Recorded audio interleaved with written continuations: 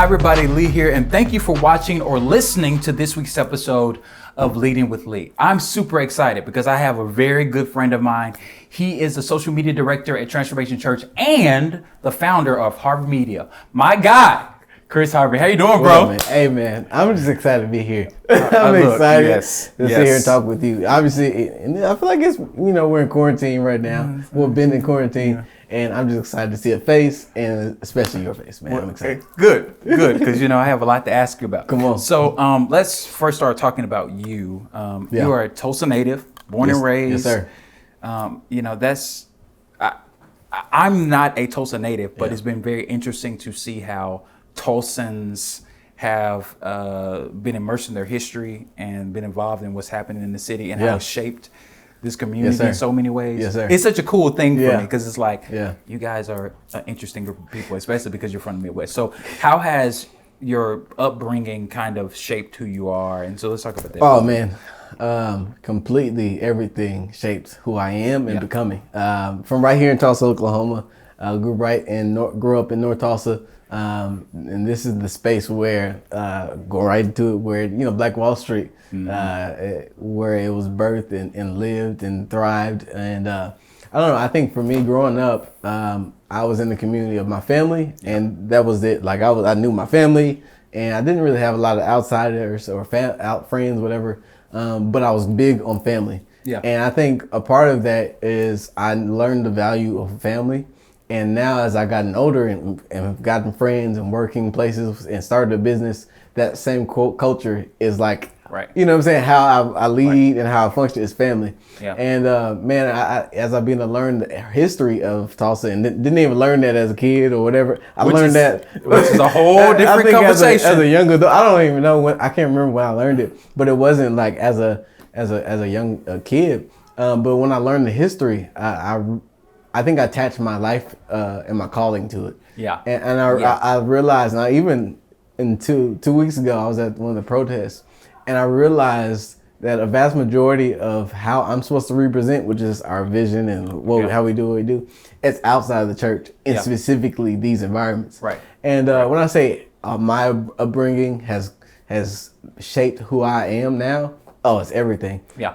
From the conversation I was hearing from my grandma to my parents and about North Tulsa and our city as a whole, and my grandmother. My grandmother started a church, especially at a time when women were not leading or doing anything, but started a church right in North Tulsa. Wow. And was a trailblazer right here in Tulsa. Wow. And I really have always felt like when she passed, I felt like a torch was passed to me. Yeah. To carry on the legacy and the heritage of our family, and that's where I am today. And so, wow. I mean, legacy is such a powerful thing. Yeah. And we start realizing that our families have such an impact on the places that we can go and places that we can be. Right. Yeah. I thought it was interesting that you brought up, even early on, we hadn't even got there yet, but just brought up how it has influenced you in your work. Mm-hmm. So. Chris, in the short, I've known you, 2 years, maybe 2 or 3 years? Yeah. You are such a creative, a great creative. Like, I have seen some of your work, and it's been very interesting to me to see how you have pulled from, it seems like, at least from my perspective, it seems like you pull from your life experiences and express it through your work. So how has that been expressing your creativity? Yeah, man. What the biggest thing I've learned in my life, it changed the trajectory of my life when I learned this. Creativity at its core is not art. Yeah. It's problem solving. Yes. Yes. That is so good. Changed everything in my life, because when I came on staff as the creative social media director, I struggled because I felt like I had to do everything. I feel like I had to create I had to create every graphic, every bit. And that's the lesson God showed me. Like, You've been striving to do everything and striving to do like the creativity in its essence is how can I find a solution to a problem? Yeah. And once I learned that has to go alongside everything I do. So when I'm creating stuff for protests, creating stuff for the church, for my company, I'm thinking in the lens of, does this find a solution to a problem? You know what I'm saying? Oh my God, that is so good. Like, That's encouraging, because I think that a running thread, even when I have conversations with people, is kind of that we're finding that when people talk about creativity, it's starting to broaden people's perspective about just the subject. And challenging people to think about it in a different perspective. I mean, that's so good. That is simply problem solving. Like, I think a lot of people, if they would recognize that, they would do more things in their lives and even in the companies that they work for. And that's so powerful. So, I think it's kind of like a cap. Like there's so much in this water bottle, but until I'm so focused on the just the water in itself, until I release this cap and realize I can do a lot of things with this bottle, but I'm so focused on this bottle as a whole and how can I function and whatever. But God is trying to see, I think, in us as a humans, like, are you people that find solutions to? Funny thing, Jesus himself was a solution to a problem. And so like, if he himself was, that should be our life. Yes, and you tapping into David's message, because when he said that, I was like, sir. But I think it's interesting because our conversation today was definitely gonna be about the intersectionality for you, with you being a creative and how you have figured out how to thread in this social piece. It's interesting. I think the moment has brought us into conversations about social action, most definitely, and social justice, and that conversation. And it's become a conversation that's not just in the quote unquote world, but the church world has had this conversation. Even though this is not necessarily a Christian vlog or podcast, but I do recognize that, like, generationally we're having this conversation. So let's talk about that a little bit, because from your perspective, how do you think leaders or just creatives or just people in general are responding to this particular moment? Because it seems like since 2014, when we had with Michael Brown and Walter Scott, there has been like this awakening in a sense. Kind of speak to that. I think people are realizing the context of their voice. And I think a lot of people have sheltered their voice because it looked like they expected their voice to look like somebody else's. They expected to look like Martin Luther King, to be like on a platform, to like speak. And I had a dream, and that's not everybody's platform. That's not everybody's influence. That's not everybody's voice. But when you find the essence of your voice, it's most powerful than the next person. And I think a lot of creators are finding that thing out and realize, oh, my voice is in creating this graphic. Or creating this video that culminates in all the activities and like everything's going on, and making, like, allowing people to be self-aware of the situation that's going on right now. That is your voice. That is your platform. That is your influence. I think a lot of people are awakening to their voice. That's so good. Like, it's funny because as we talk about this, I was thinking about from a historical standpoint, that if we look at a lot of movements, they were captured by creatives. Yes, sir. Like, if we didn't have cameramen and photographers and writers and artists like painters and stuff like that, singers, a lot of these issues, not just with African Americans in America, but just in general, we would not know what's going on if we didn't have people that had a platform to influence in a way. So, as it regards to that, like, let's talk about influence a little bit. How do you look at responsibility for leaders, especially creatives, to use their influence? Because I think that's an interesting space to be in. Man, I think I had a conversation with a guy at a barbershop, and we were talking about voting and using your voice and things like that. And he's like, man, that's all for you, man. I'm leaving that to you. You got the followers on Instagram. You got whatever it is. And you do have the followers. I don't at all. I don't. That 5,000 is not followers. Well, it's more than I got right now. So, we good.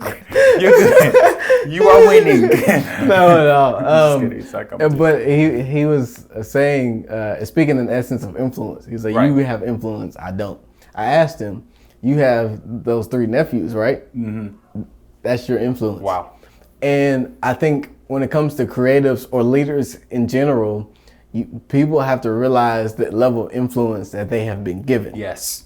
Yes. And if you don't maximize, like there's Sally, there's Bill, or there's Javante who follow you on Instagram, who is in your math class, who works with you at Quick Trip, and that is your influence. And as you're speaking, or the video that you create to help inform people what's going on, that is using your platform. And I think when I'm talking to creatives and people, I was talking with one of our videographers. Now he was kind of debating on how he could express his feelings. He was like, I don't know if me making a video is what I'm supposed to do. And him making a video, like a selfie, like talking, and I reminded him of his voice, of his genius. Is editing, making videos. And he made a video that is speechless. And more people have viewed that video than any number of videos that he's made, because he understood the value of his voice. He understood the value of his influence. That's good. Coming hand in hand. That's good. If we could teach people that, I think we will eliminate a lot of problems. Yes, sir. With people trying to compete. For compete or just stay on the bench. That's real. That's real, Chris. That's so real. It's funny because you're kind of tapping into something that, like, I plan to do a whole teaching about, low key. This idea, and I'm gonna just pregame it right here. This idea of quantity over quality. Is that we know the story in the Bible where it talks about the guy who owned the land gave 3 of them different talents. The whole point was to multiply. At the end of the story, it was about multiplication. Right. It didn't matter that this guy had 5 and this one had 2 and this had 1. It was simply about multiplication. And when we don't produce, it's a disservice to what we're supposed to be doing. Right. So Chris, you, sir, don't sneak a preach. But I don't know. I just think of, like, in the basketball game. We got some guys outside playing basketball. There's people who are focused on just comparing and to the other player on your team, player on your team. But you also have people on the bench, and I don't think people on the bench can actually give any. Like, for instance, if I'm on the bench, you out there on the court and you work your butt off, and I'm like, bro, leave. You're not giving your all. And I have played 0 minutes because I'm trash. I'm playing 0 minutes in this game. I don't believe I have the space to tell you how you're doing what you're doing, because I don't understand what the defense that's out there. I don't understand the strategies that you're trying to go up against. And I think as people, we all need to, whatever space that we're in, whatever amount of practice we've been into, we all need to get in the game. Oh, that's so good. That's so good, because it might be that you might be the Robert Ory of a situation. You know what I'm saying? In the 2003, you know what I'm saying? You just need Western one shot. Western Conference Finals. He made the shot of the century. You just need one shot. You can walk off like you just. Yes. The crazy part, even about that, the funny part is, wait, was that 2002 he did that? And then he did it with the Spurs. Facts. I was like, what in the world? This is all he does. I'm like, this man. That's the reason why they call him Big Shot Bob. Big facts. But here's the thing: if he was content with what his value was in the game, he said, I'm going to be in the game. I'm going to give what I know I give into this piece. I'm not going to sit on the court because I'm not playing minutes like Kobe or Shaq. I'm going to give the value in my voice, and you don't know. We're going to stop right there, because go. No, you have the floor. So I think that's just everybody. We have to be intentional with what we have, with where we are. That's yes. That's good. Like we were talking about capturing huge moments, and being engaged in what's happening right now. Give me your thoughts about, how can creators be intentional? Because I think that a lot of people want to give sound and voice to what's happening in our culture and society, and it may not just necessarily be this one particular issue. It may be something else that they're not talking about, like homelessness or other issues that are happening in our greater society, and they're trying to figure out, how do I give voice to this issue? For sure. Like, kind of talk about how people can really do that well. I think the biggest thing, this is really for me when I'm thinking about this outside of the creative element, I think anybody in where we're at right now as a world, you have some type of feeling or opinion, whatever side you're on, and right now you may be willing to fight for it or post about it, whatever it is. The thing that differentiates the people who are posting now and the people who really are like use their platform and their voice is conviction. Right now you have like the unction, like I see it's bad. Nobody should be sitting on the knee, whatever it is, and not even just in this scenario. And the difference from there to really utilizing your voice consistently and maximize your influence is conviction. I have a passion for this. Yeah. You know what I'm saying? Like it's not just momentarily of like, oh, I'm just creating out of because I have a passion to see A to Z, like whatever it is. Yeah. And I think anything that people are, not even just in this world right now, what's going on, but if you're chasing after your dream job or whatever it is, do you have a passion for it? Yeah. Do you have a passion for what you do? You have a passion to raise those kids. Do you have a passion to, you know what I'm saying? Yeah, like, real. Do you have a passion? That's real. That's what you need. That's the missing link. Yeah. You know what I'm saying? Yeah. That's so good, Chris. It made me just literally think about in this present moment how people are almost more focused on profiting off of the moment. Mm-hmm. Yeah. And not doing the work of the moment. Mm-hmm. Yep. And you know, I'm always torn in this conversation because I know for me, I'm to some degree new to the conversation in a sense. Yeah. Like I'm one of those people that like has been aware of a lot of issues and very vocal in conversations, but not necessarily using my platform to really engage in activism in a way. Yeah. You know, how do you balance that? Because I think one thing a lot of people probably fear at this present moment is the cost of their activism, the cost of their advocacy. Yes, sir. So speak to that. Do you have 2 hours? Yeah. No, man. I think the funny thing is, I work for a church, and before I started working at the church, I was more consistently vocal on these matters. And working for a church, I had to become a little more mathematical, not watered down, but mathematical and using wisdom and how to respond, strategic. And as 2 years have gone by, almost 2 years of me working on staff, I've noticed I've become a little too mathematical and trying to find the balance of using wisdom like consistently, but using my voice, as Proverbs says, speaking out for those who are, you know what I'm saying? Right. And so for me, I've had to understand, like I was saying at the beginning, that a big part of my calling and my purpose is to represent, show God differently, promote God differently, to give God differently in spaces like this. Now, it's been tough, to say the least. Even last night, I posted something on Facebook, and I saw it this morning. I said, I liked it, and then I unliked it, and then I said I loved it. But I've gotten some backlash from it. And I read the comment. I know the person who said what they said, and I was like, I haven't had a chance to respond, and like, cool. You know what I'm saying. Don't worry about it. And I've gotten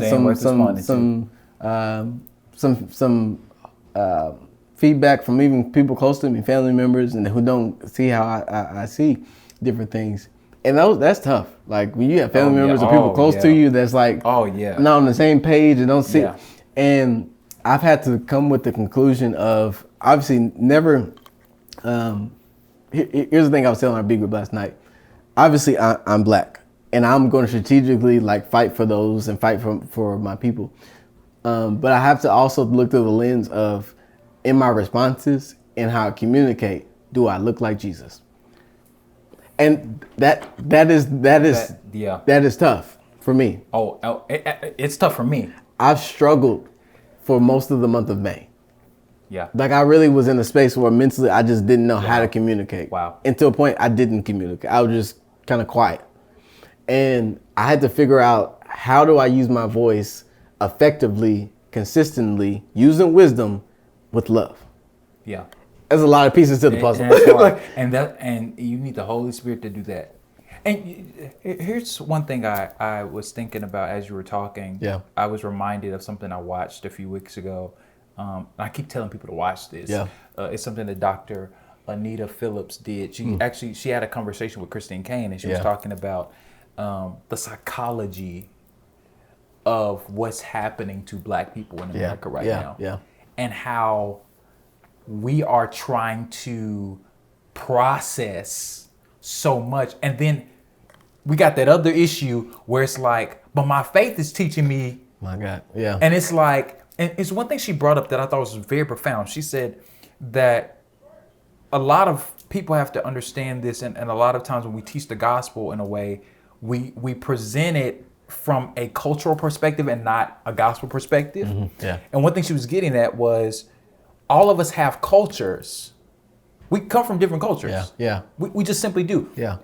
I mean, even breaking it down into just family. You and I are both Black, but we come from different family cultures. Right. How our families communicate. Right. Is very different. Yep. Yes, sir. Like, I had a friend of mine come with me home, and he's never been to Mississippi, and he came with me, and he met my family, and then he actually said to me, he was like, "Oh, I understand now why you do certain things." Yeah. Because I see how you interact with your family. Yep. Yeah. You want to say something? I'm gonna let you talk. No. I think this is the important piece of what you just said is the ingredient to racial reconciliation. Yeah. A lot of people don't understand different people's perspective. Yes. Because they have never came into the house of somebody else's that don't look like them. Like not just like I do, like a lot of like I have some friends. Even I went to Colorado with some of my close friends, and they're white, and we had conversations of like, I've never seen this point. Can you help me understand? Yeah. Why is this? What? But if you don't have somebody in your life who don't come from the same culture, same background, doesn't look like you, I don't think you have the space to sympathize and understand. Right. Where people, and that's why I think a lot of people in our world are far left and far right because they don't have anybody in the middle to give them handles. But you know what I'm saying? This may sound savage to some degree, but I feel as if that is very true, and I totally agree with you. Yeah. One of the problems I think we're also having to that point is that we are way too comfortable. Yeah. Like, we are way too comfortable with how things are. So therefore, what we're doing in these conversations, we never get out of ourselves. Like we have never truly had a authentic conversation with somebody about what is it like to be this? Yeah, that's real. And that's in any context. Yep. What is it like to grow up in suburbia? What is it like to be white? What is it like to be Hispanic? What is it like to be gay? What is it like? Like, we never have asked those questions and came in with a level of humility. Yeah. Yep. And it's so interesting to me to see the type of pushback that I've even seen in social media space. There have been some people I just literally did not respond to because I'm like, brother, I don't know if I emotionally can give any ounce of response to like. And the worst part is, like you said, it's some of our folks saying stuff, our family, people we love saying crazy stuff, and you're like, I don't understand how that. I don't know where you got this logic from, but it's such an interesting thing. Chris, you about to go somewhere? No, man. I just encourage people like. Do you have people in your life who don't look like you? Yep. Do you have people in your life who don't come from the same background, same culture, same family, same whatever it is? And not just for conversation pieces for this moment. Yeah. Yes. But like, yes. Like Pastor Mike said all the time, when I see your kid's birthday party, is Lil Johnny with Bob's son, like, what I'm saying? Is your little kid's birthday party all white? Is your little kid's birthday party all black? Like, are you cultivating a space for racial reconciliation? And many of us aren't because we're comfortable. Yeah, or actually go even further, because Dr. Nett talked about this. She said, actually it needs to be racial restoration. Because one thing she brought up was, she said, How can you reconcile something that was never reconciled? And we have issue. That's one of the, and I said, I agree. Her and Dr. Brendan McNeil actually talks about that too. And you know, for somebody like me who cares deeply about bridges and relationships, and I'm benefiting from a relationship with one of my best friends who's white, who I wouldn't be able to do leading if it wasn't for him. And him literally in the last 2 or 3 years, just not coming into conversation saying like, you know, I've heard this. No, he literally was like, I've heard this. Yeah. What about this? I don't know. Right. Before all this stuff happened. And now the funny part is he's pushing me. And I'm like, boy, chill. Like, whoa, guy. Like, nah, I'm like, I know you're learning, but process, and then let's talk through it. For sure. And that's been a fun thing. And I do want to say this. I think, and I know you would totally agree. It's been a beautiful thing seeing at protests or seeing in these spaces where you got folks you never thought would come out there. Yeah. You like, okay. Sally Sue? Margaret? I mean, they are out there. Margaret. They are out there like being in the process and being in the game. Yeah. And they're, you know, having conversations and doing the work. So my next question for you is, it's kind of trendy to be woke right now. Yes, sir. It's very trendy. Very trendy. Companies are like I said earlier, they're profiting off of it. They're adjusting because they know the nature of the moment. How do we push people beyond the hypeness of this moment? And get them into a space where they start to lead in conversations most definitely. In their own space. Most definitely. And this is something I've been thinking about really over the past year. How do we carry momentum for moments like this? Because the energy is high. Everybody's sharing. Everybody's talking about it. But it's kind of like I was mentioning earlier, is the difference of conviction and passion for it. And we say we want to see racial reconciliation, or restoration. I would say now, everybody says that, and we post about it. But in order to see an end product of that, there has to be work in the middle. Bible says faith without works is dead. Like it's ugly work. It's ugly work. It's having conversations you don't want to have, having conversations that are tough. A good friend of mine who's white had a conversation with one of his white friends, and they had a tough conversation. They didn't leave the conversation having all the same opinions and views, but they had progression. They started the foundation to have conversations, and that's what I'm challenging everybody. It takes work, and it's not a day's of work. That's real. It's a career. That's real. It's a lifestyle. That's you know what I'm saying. That's real. And I think I'm challenging people to commit to a lifestyle of racial restoration. Not a year. Not like a lifestyle. My life is committed. I'm submitting. As for me and my house, as for me and my family, as for me and my job, we will live a lifestyle that pushes restoration.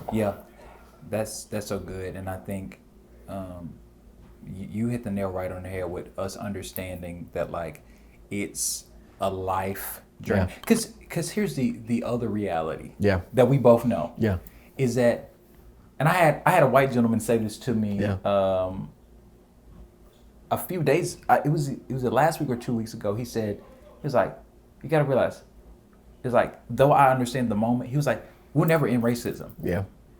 Until Jesus comes back, we will always have to deal with the ill of this issue. And it seems to me that, to your point, like, I mean, we're gonna have to do a lifelong work, and also even change our own biases. We ain't even gotten to stuff like talking about what's happening with the Hispanic community concerning things like immigration and or just immigrants in general, how they're not even counting the numbers, but people are profiting off of their work. I go whole, you know, much. I can have so much of a conversation about that. Well, I'll tell you, we have that part 2, 3, not 4, not 5. No, maybe, go ahead. You know, but and I think there's a great, I will say this, there's a great appreciation for the contributions that our people have made to this country in a lot of ways, how we have even been advocates for other groups of people. Yeah. That's so, like, I was telling somebody this, that like, there's a really good friend of mine. Yeah. Like when I mean she is an advocate for the LGBTQ community, she's an advocate for them. Yeah, yeah. This black woman. Yeah. I'm like, sis, I don't know what that's. I don't have context. I don't understand. I don't have enough engagement. And she's like out here pushing to ensure that they get equal rights and different things like that. Right. But it goes back to your point. Yeah. She doesn't live that life. Yeah.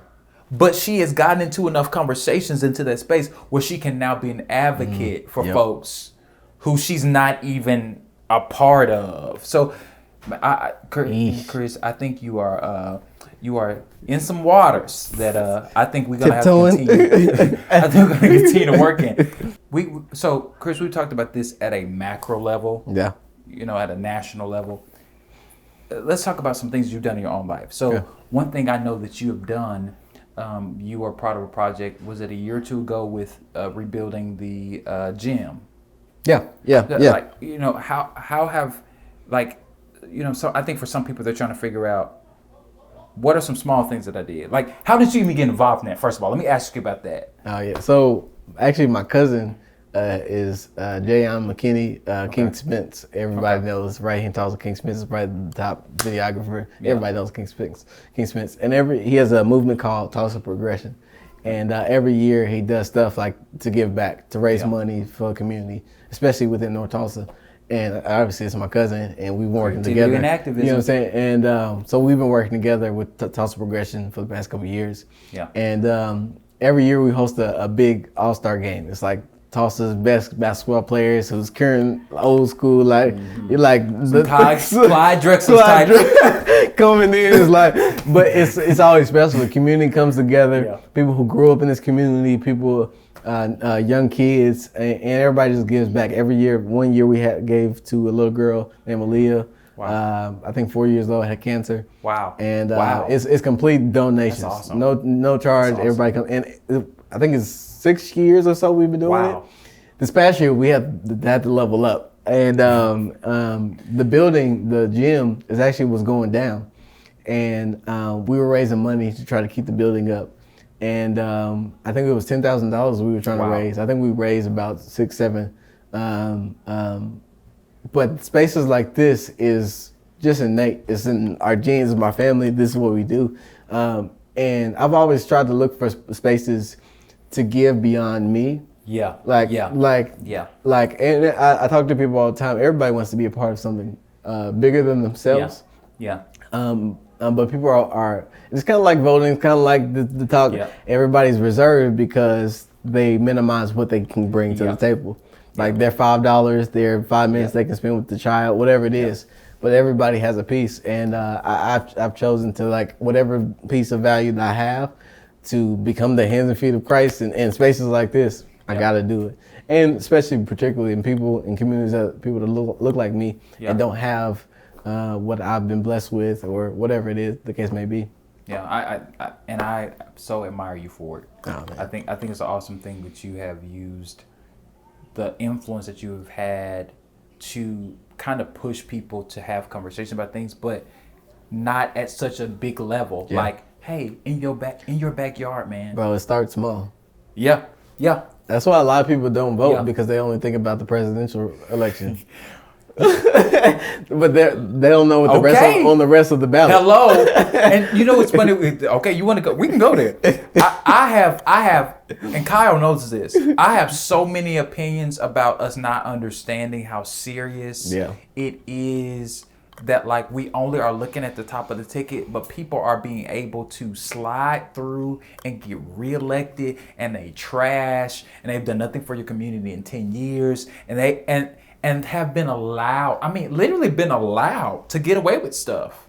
There you go. Yeah, like because there's the low voter turnout, and it's funny because you know this as well as I know that, like, there's also initiatives that are on the ballot that we need people to vote up on. Yeah. Like there's some stuff that's going on in Oklahoma right now. Yes, sir. There's stuff that's happening in Mississippi right now. I wonder if if they're going to try to get on the ballot, trying to change the flag again in Mississippi. Like these are issues that people are having conversations about. For sure. But if we don't engage in the process to change, exactly. And I think this goes back to everything we talk about, man. I think people have to understand the value that they have. Yeah. And the notion that my vote doesn't count is complete trash. I'm saying something else in my head. Like it's complete. I'm trying to. Yeah, amen. Hello. Woo, it's my podcast. I low-key about to say it. It's complete trash because literally you don't know how many people say the same thing. Yes. And all those people collectively could change the trajectory of whatever we're voting for. Yes.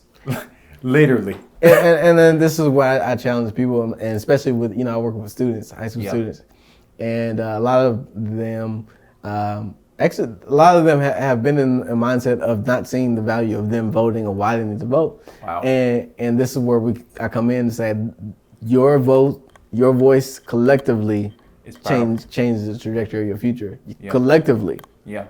Change the trajectory of your future.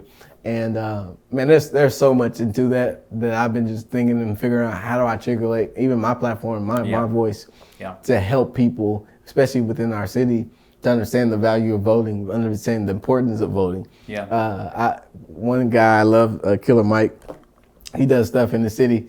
In Atlanta, bro. You know what I'm saying? In Atlanta, and just he brings people together and helps them. He represents, and he don't even know. To understand the value of voting, and I'm trying to figure out what can we do, something just like that here in Tulsa. Keep working on it. You have my support. Yes, sir. Yeah. Because it's really about getting people to understand that value. And one of your heroes, Nipsey. Yep. What was very, and it's funny because I didn't really learn a lot about Nipsey until he passed. Yeah. And then. I saw these charts of things that he was doing in Compton. Yeah. That I'm like, what in this brother was doing work. He was putting in big work. Big work. Yes, sir. Yeah. And I think I come from a lot of the same mindset and environment that Nipsey came up in. Even a lot of my family members from the same gang that he's from. And so I resonated a lot with Nipsey from that. That's kind of how I started to know who Nipsey was years ago, through the gang. And I understood kind of when he made more of a transition for his life and understand the value of his work and what he brought to the table. This is the thing he understood. He could maximize his influence no matter what the trends, as he transitioned and progressed, he still had the amount of influence that he had, the same spaces, same people, and he could impact them and challenge his capacity. There's people, I watch different videos who have been in the same gang or young kids, whatever it is, and because they've encountered Nipsey, now they're owning their own clothing store. Wow. Now they're owning different things. Now they're helping their next generation, because they encountered somebody that looked like them, came from the same encounter, and gave them a platform to grow, to be educated, to go down a different route. And I think that's why I've resonated so much with Nipsey, is I didn't have to change who I was to make a difference. Yeah. Oh, that's really good. Oh, you know what I'm saying? Really good. Like he didn't have to change who he was. Obviously, he had to change some of the things, how he maneuvered, but the core of who he was, how he thought, like he was still Nipsey Hussle as he made a difference. And I think I attached. And obviously, you can pick and plug some things. Some things I wouldn't do like this. You know what I'm saying? Now that's real. But just the essence take the meat, spit out the bones, as old people say. But I understood, like I could be Chris Harvey. Yeah. And still make an impact wherever I am. The Bible says like your gift will make room for you and put you before great men. And I had to understand my gift was attached to the core of who God created me to be, not who I pretended to be. Yeah. And as you know what I'm saying? And so Nipsey has always been my guy, but that was one of the main reasons why. So let's stay right there. Yeah. Because it just made me think about something. Yeah. So people like Nipsey and other creatives. Yeah. In your opinion, how has not just for Black creatives, but just creatives across the spectrum. Yeah. How is that representation really, in your opinion, influence a lot of people to step out and do stuff? Got you. Man, I think that in itself, understanding that Nipsey was in his own lane. Yeah. And didn't have to step in somebody else's lane to make a difference, to make an impact, to maximize and challenge his capacity. I think people are understanding more than ever before the value of their lane. Yeah. And that's my hope.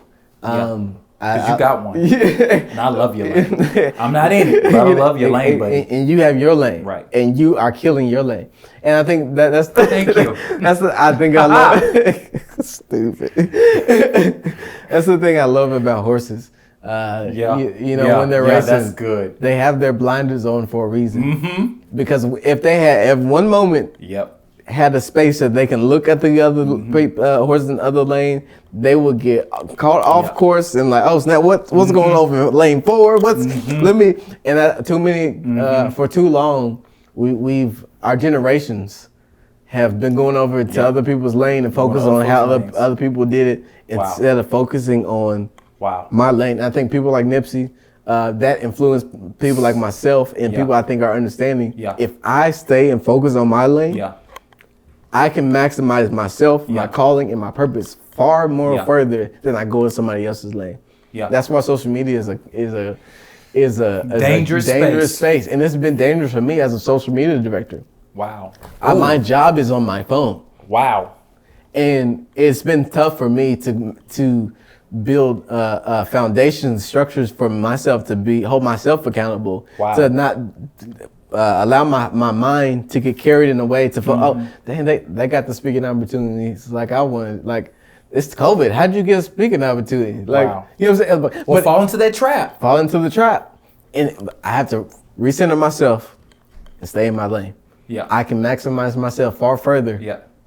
And God can use me far greater if I stay in my lane. That's so good. Like, I think that's honestly, pulling my hand, that's one thing I struggle with. A lot, especially now with leading. It's like, there are people I know, man, who have, I'm talking about in short periods of time, have built like, and I'm talking about like, not years, months, have literally seen people go from having like, let's just say specifically Instagram, they have like 200 or 300 followers. In a matter of months, they got like 10,000 people following them.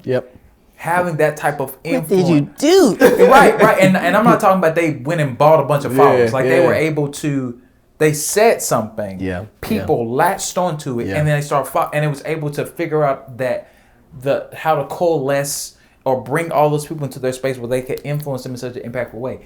And I sometimes say to myself, like, man, I really don't understand how to use that to my advantage sometimes. And I'm like, okay, how do I grow in this and how I'm going to be more productive in this? Even with leading. Because I'm like, I don't do this for just the heck of it. Right. I'm trying to really influence them and impact people in the area of leadership, but also get them to understand who they are. And that's real. Chris, I need you to get out of my business because I had that struggle. I think about even a woman having pregnancy. If the baby decided in the middle of like it's being birthed and growing and months progressing, I don't want to do the rest of these months in the stomach. I want to go in the elephant stomach. Come on, Chris. Like, this has been cool. A little too warm in here. I'm gonna go and they'll forfeit the process of the growth and development they needed, whatever they needed to be birthed into the space that they needed to step into. And too many of us have been like, because bro, I don't be wanting to post. like this elephant look bigger. I want to go into the elephant stomach. Like, dog, I don't be wanting to post. I'm like, I don't feel creative right now. I don't want to 10 people like this post. God. Yep. You know, you had them be like 7 people like this post, and the 7 people that liked it was my family members. Thanks, Mom. right. How do you like it twice? How do you like the picture twice, Mom? You created burner accounts. I don't understand how that works. You know? But that's so good, and I think that's so encouraging for people, Grace. We just need to allow ourselves to go through the process. Yeah. So I have 2 more questions for you. So, since, you know, we've been talking about all these different things, I can probably only imagine what your song choice might be, or that you used to describe yourself. Oh man, I think this is the hard one. like this is a huge hard, because I love music. I could probably just throw you 10 songs. But one song that's like I have been like leaning in hard, and not even like the whole song, like just some of the words in the song. It is Bigger by Beyonce. Oh yeah. And I want to read. Excuse my cracked phone. I dropped it. I don't do cases around here. What do you have? 11? No, it's 10. Oh, it's Jesus. 10. Hell. They glass too. So you already know you messed up. Exactly. From the beginning, I just let it sit there when I dropped it. There's one line in the song that says, "Step into your essence and know that you're excellent. Rise." And these are like, this is the handles that I try to live my life on. And not that I'm better than anybody, but I know that God has given me something special in this earth. And when I think about my life and like my motivation is, I wake up every single day, it's like you're part of something bigger. Yeah. Like the church, civil, right? Like all these, like your life is a part of something bigger. Yeah. Like, and it's so much bigger than you. Yeah. That you can't do it by yourself. You're gonna need me. Yeah. And I don't know. I think there's so many songs I could say, but I feel like that's one of my songs that fits me. Okay, that's good. So as we end, just kind of share with people how they can connect with you. Yeah. What's going on in your space. Yeah. Most definitely. You doing the thing, dog. Man, that's all you out here in these streets. I'm not leading with lead. That's leading with lead. No, you out here doing it big, dog. You know what I'm saying? You're really doing it. I'm grateful to be able to, in the space that God has allowed me to be in, leading at the Transformation Church. That's making waves throughout the earth. Yeah, bro. And be able to be a part of it from the beginning and see the God giving us the opportunity to influence, to make a difference, to impact every single day. Yeah. So I'm at Transformation Church. On Instagram, you can follow me at CTrill95, the CTRILL 95. I used to be a rapper. You know what I'm saying? Like, who knows? We used to be in some type of group. Some type of, you know what I'm saying? I may change my Instagram handle. I don't know. I may not. But I launched my own business. The cool thing about it, I launched it 2 years ago. Wow. And it was just a social media management company. It was just me. I was charging people $99 a month, $199 a month to manage people's social media. Like it was for what I was bringing. That was like not the best at all. And I had to. You can put a price on where you believe is your value. Here's the thing: I undervalued myself. Woo! I wasn't trying to go there. I was trying to let it go past and just say the credentials and Come on! I undervalued my gift, and at the same time, the reason why I did it because I didn't fully know it yet. Yeah, I didn't have the full revelation, the revealed truth of what it was. So you're gonna be in my business right now? Yes, sir. No. I mean, this is what I was saying earlier, man. I think the biggest thing for me is when I realized creativity at its core is not art, but problem solving. I realized my niche was not so much just creating stuff, but building a team. That was my lane to find a solution to a problem. And once I understood my value and what I could bring to the table, I just brought up my rates. And one of the first meetings I had with a client, I was nervous. And I was about to charge them $1,500 to do content creation a month. And I was nervous, bro. And this is a really great space in Tulsa. Like people know them from all over the world, really. And I haven't went to the meeting. I was like, hey, I would. You get that. The frog in your throat, yeah. Could you please maybe, I know it's 1,500, that's it, like that is it. She's like, that's it? I was like, yeah. She's like, let's do 2,000. And at that moment, that was the moment I understood my value. Wow. Game changer.